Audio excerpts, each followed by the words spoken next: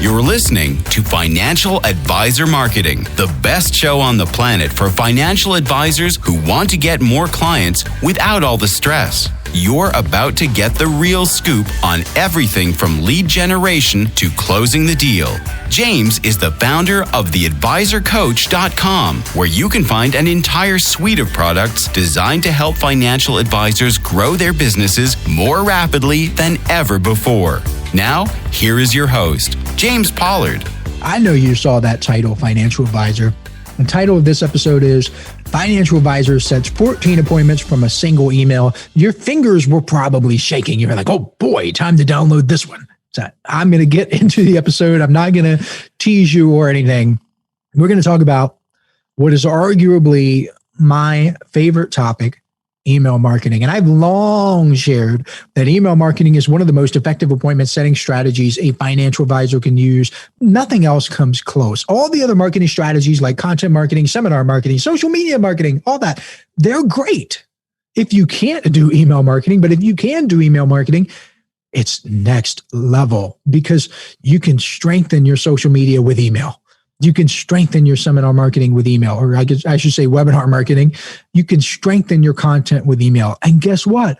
You can get people to sign up to your email list through your content, through your seminars, through your social media. You can link to your emails. You can share them. You can repurpose content. It is ridiculously effective. So today I want to compare two different emails I received from financial advisors. They're both about the same topic, which is email marketing, of course, and they illustrate how it can be used effectively to get more clients. Now, the first email goes like this. I'm going to read it verbatim. I've got it in front of me. So let me find it. I run my own independent RIA, and I've been looking at going through your email marketing system. I know your emails are amazing, and I also know that you've helped other advisors with emails, but I feel like it wouldn't be worth the time for me. It works. I don't want to use it. I get it. I don't get it, I should say. But he proceeded to go into a bunch of reasons why email marketing would be worth his time. It was almost like he was trying to convince himself. Yeah. Not me. That's kind of what it was. And it was pretty much a list of excuses and various forms of projecting his own misguided beliefs onto his business and onto my business, both of us. The key word in that email is feel. He feels like it wouldn't be worth his time. That's the exact word. I feel like it wouldn't be worth the time for me. Well, that's interesting because the last time I checked, feelings don't have any impact on email's effectiveness. None whatsoever.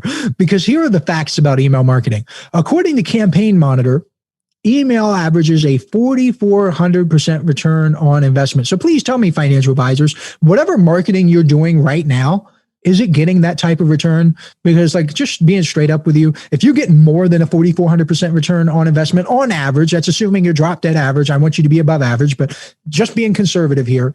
If you're doing something else that's getting a 5,000% ROI, first of all, let me know what it is so I can do that too. And keep doing that. But if your marketing isn't getting that, then you should probably leave your judgment and your feelings at the door. According to McKinsey & Company, email marketing is 40 times more effective at acquiring clients than Facebook and Twitter combined. Facebook and Twitter combined. I know a lot of financial advisors on Twitter, and I love some of these people. They're amazing. I interact with them. Several of them are inner circle members. The financial advisor Twitter community is just the cool people. But they're mistaken in their belief that Twitter is effective at acquiring clients. They're just straight up wrong. Wrong. And they say, oh, well, I've gotten one client from Twitter, so it obviously works. It's yeah, but you don't understand. You could have gotten 26 or 46 or 76 in the same amount of time with the same amount of effort that you put into Twitter had you done it with email. That's they just don't get it. Some of them don't get it. Some of them are awesome. Inner circle members I love you. You know who you are.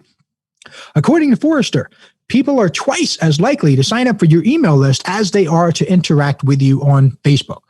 I know in the last episode, I talked about theadvisorcoach.com/ads, where I'm giving away a free 42-minute online ads training where it's titled How Financial Advisors Can Run Profitable Ads. You don't have to opt in for anything. You don't have to sign up for anything. There's no webinar to register for. You literally type the URL, theadvisorcoach.com/ads into your browser, click enter or click search or whatever it is that you use, and watch the video. Like, it's that easy. So I'm saying, hey, I want to help you with your ads. If you're running ads on YouTube or Google or Facebook or LinkedIn, I can help you, and I can help you make them better. If I can't help you make them better, I'm going to refund every single penny, because it doesn't make sense for me to keep your money if I can't help you.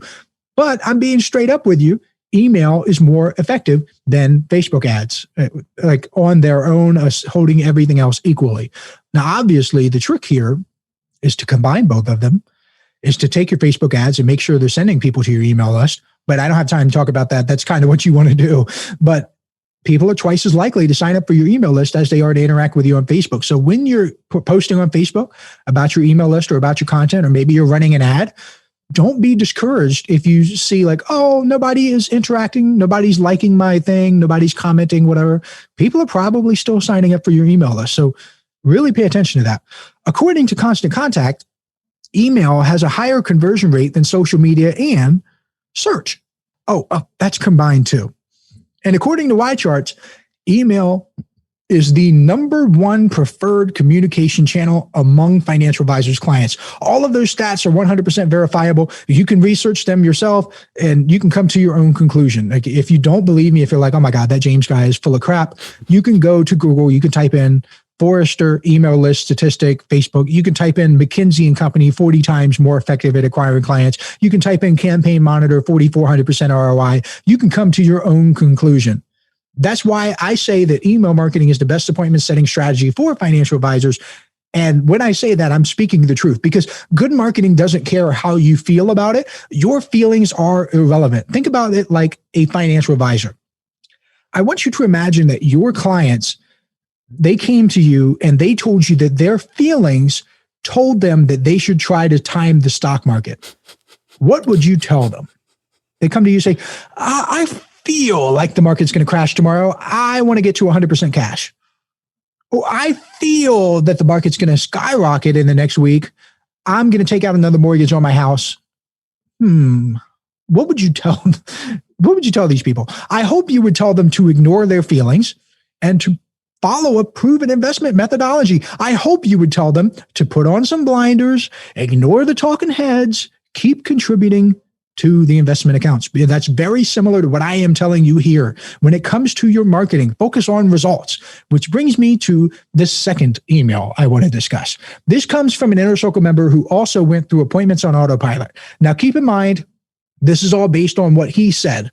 So I have no way of verifying it. I didn't get behind the scenes. I didn't see his email account or whatever. So I have no way of knowing if this is actually true. This is his reported number, right? I set up an autoresponder using the outlines you provided in your program, as well as tweaking some of the emails you provided in your newsletters. It's because sometimes I provide word for word emails that financial advisors can use in my newsletters.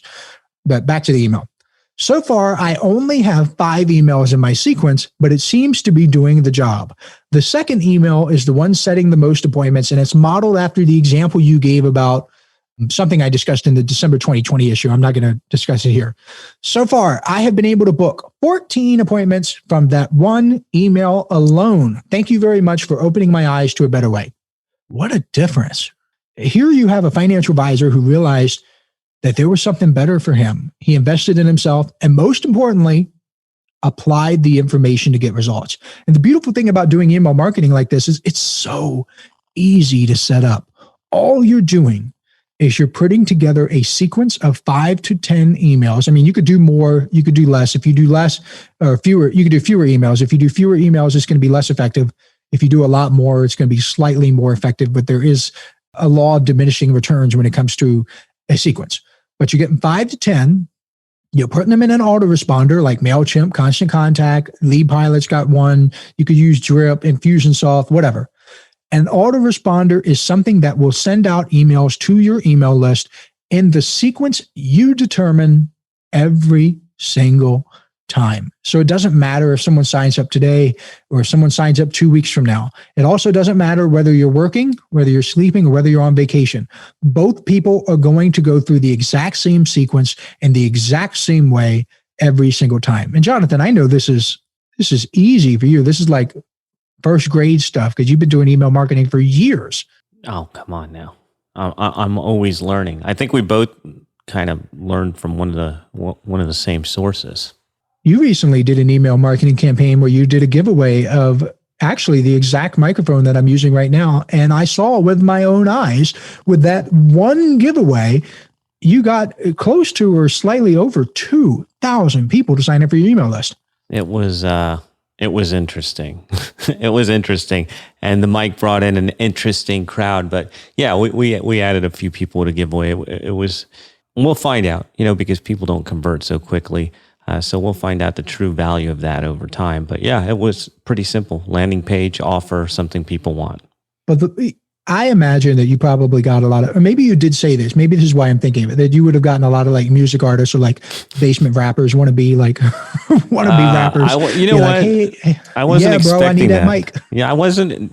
So you saw that perhaps, but I wasn't expecting it. And I wasn't expecting it specifically because I thought that I was writing copy that excluded them, like the number one podcast mic. But you're right, we got a ton of musicians. I was actually surprised by how many musicians we got. Hey, financial advisors. If you'd like even more help building your business, I invite you to subscribe to James's monthly paper and ink newsletter, The James Pollard Inner Circle. When you join today, you'll get more than $1,000 worth of bonuses, including exclusive interviews that aren't available anywhere else. Head on over to theadvisorcoach.com/coaching to learn more. But even if, let's say, all but 100 of them were musicians and they're not the right fit for you, even with a small amount of people like 100, you can still see incredible results with email marketing. And I think that's the part that like financial advisors specifically don't understand. So if you've ever been through the email marketing webinar, financial advisors, one of the things that I talk about is you don't need a big email list in order to see results. Like, I don't want to get too deep into like the metrics and like give out rules of thumb or whatever, but let's say you have 500 people on your email list and let's say 600, so I can do the math in my head. So you have 600, you have an open rate of 33%. So that's 200 people who are consistently opening your emails. And you set appointments with 5% of those people over time, like not all at the same day, but over time, because sometimes it'll be right for the one person, the other time won't be right for the other person. Like they'll come around, right? So 5% of 200 is 10 appointments. So you set 10 appointments with these people, and let's say that your quote unquote closing percentage, I don't like using that term, but that's really what it is 50%. You have gotten 5 clients as a result of email marketing. Now, that could be great for you. That could be terrible for you. But I'm telling you, email list of 500 or 600, the math works out to where you could probably get like these clients or 5 new clients. Let's say that you make on average $2,500 per client. So we'll do the math here.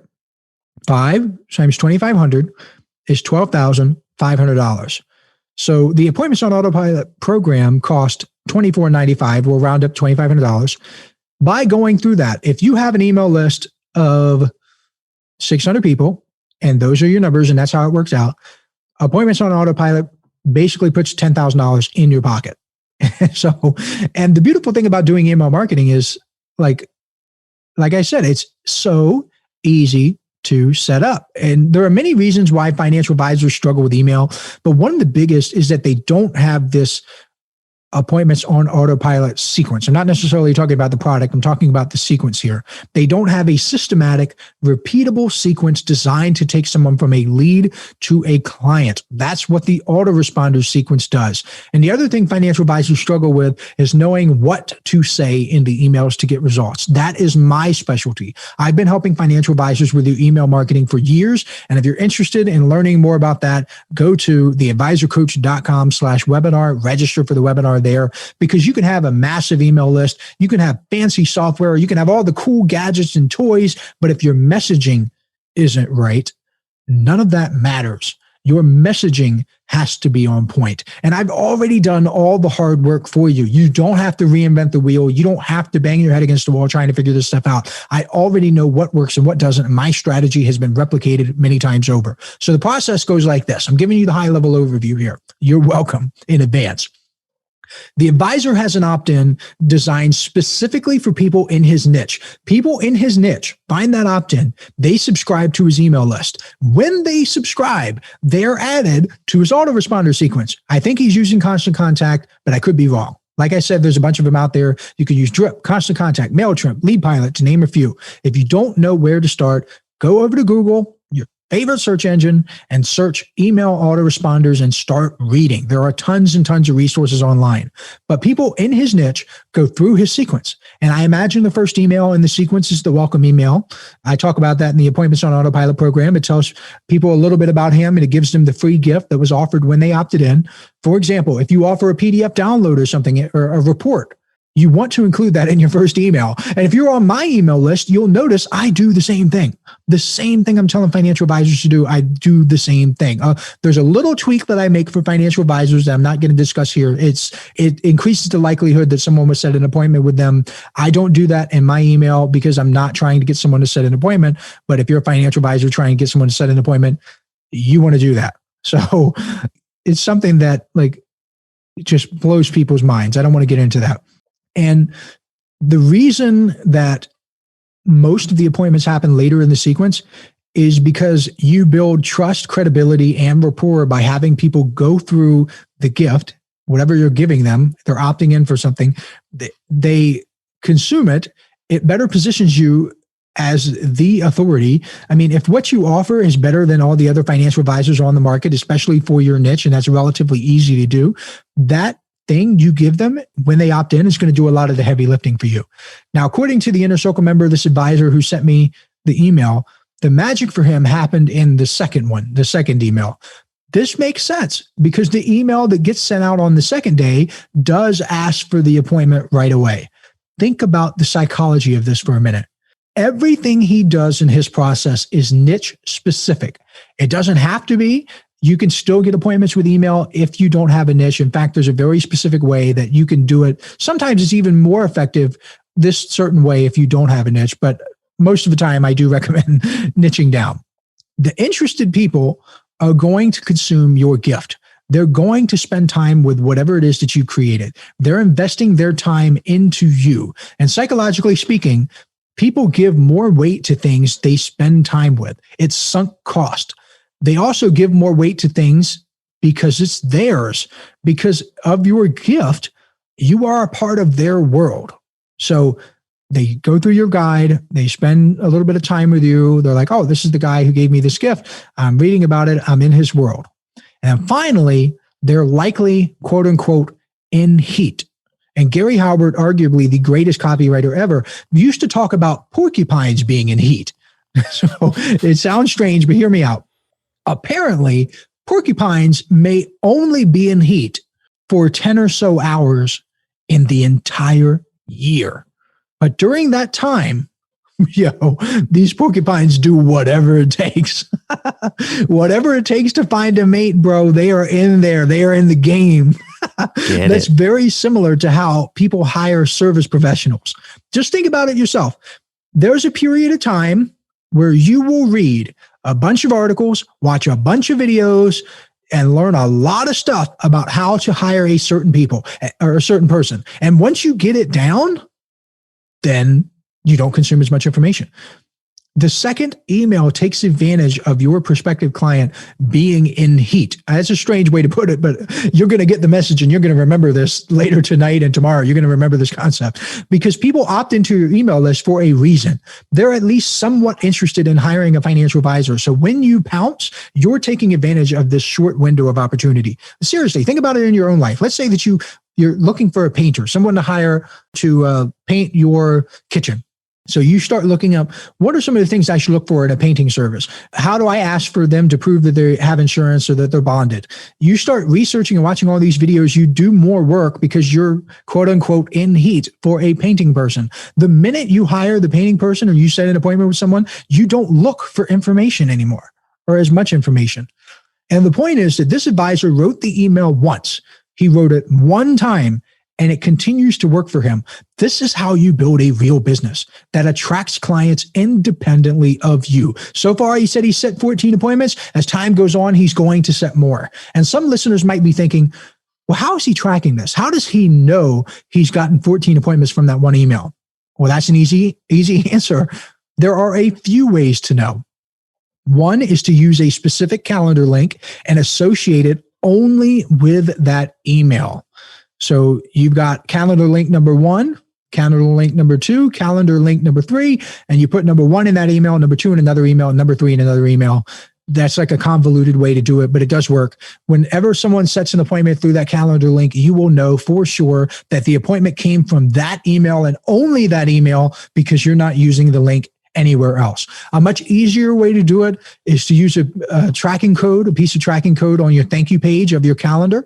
Most email marketing software can provide you with this code. You take that code and you put it on the thank you page of your calendar, and it will automatically track all the behavior from the clicking to the booking, and it will attribute it to your emails. That way, all you have to do is log in and see which emails are the ones setting the most appointments. So your email, depending on the software you use, obviously it does depend, but some of them will basically say, your thank you page came up 5 times for email number 2. Your thank you page only came up 3 times for email number 3. So you'll be able to see, email number 2 is setting more appointments than email number 3. That may sound complicated, but it is super easy. If you're confused about this stuff, don't hesitate to reach out to whoever you're using as your autoresponder service. They are in business to help you. Their interests are aligned with yours, because the easier and more effective they make their services, the longer you're going to pay them. So if you're confused about this, definitely don't hesitate to reach out to them and ask for help. My job with this podcast episode is to open your eyes to the possibilities, let you know what's possible for you. You can have a system like this. So to recap, you want an autoresponder in your business. You want to see a series of emails that get sent out in a predetermined order. And without separating your client getting efforts like this, where it's working for you, whether you're sleeping, working, or on vacation, your income is limited. There is no other way. But when you separate yourself, you are more productive. You can increase your income more effectively. So that is it. And speaking of being effective, I'm going to give the teaser. I'm not going to let you ask this time, producer Jonathan. Okay. What we're going to talk about next week is 5 effective ways to generate leads with content marketing. There it is. Another Financial Advisor Marketing is in the can. Thank you guys for tuning in, and we will be back in your earbuds next time. This is thepodcastfactory.com.